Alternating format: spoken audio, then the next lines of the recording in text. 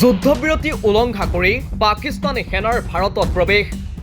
জম্মু কাশ্মীৰত নিয়ন্ত্ৰণ ৰেখা অতিক্ৰমি সেনাৰ চকীত আক্ৰমণৰ চেষ্টা।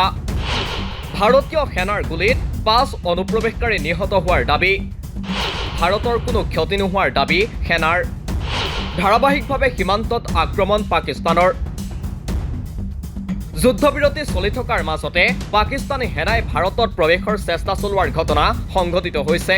জম্মু কাশ্মীৰৰ পুঞ্চ জিলাৰ কৃষ্ণঘাটি অঞ্চলত সীমান্ত অতিক্ৰম কৰিবলৈ কৰা চেষ্টা ভাৰতীয় সেনাই ব্যৰ্থ কৰে।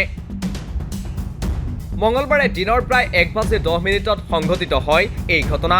ভাৰতীয় সেনাৰ মতে মঙলবাৰে কৃষ্ণঘাটি অঞ্চলত পাকিস্তান সেনাৰ অনুপ্ৰৱেশৰ পাছতে এটা খনিত বিস্ফোৰণ সংঘটিত হয়। তাৰ পাছতে পাকিস্তান সেনাই গুলীচালনাৰ লগতে যুদ্ধবিৰতি উলংঘা কৰে। ইয়াৰ প্ৰত্যুত্তৰ দিয়ে ভাৰতীয় সেনাই।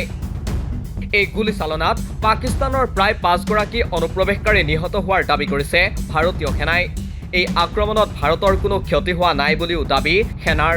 লগতে সেনাৰ দাবী বৰ্তমান পৰিস্থিতি নিয়ন্ত্ৰণত।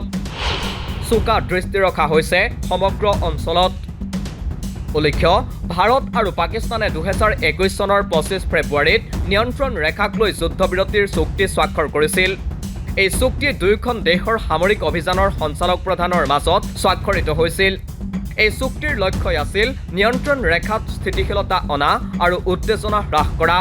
কিন্তু বিগত 2 মাহত দক্ষিণ পীৰ পাঞ্জাল অঞ্চলত সীমান্ত অতিক্ৰমী পাকিস্তানৰ গুলীচালনাৰ ঘটনা বৃদ্ধি পাইছে।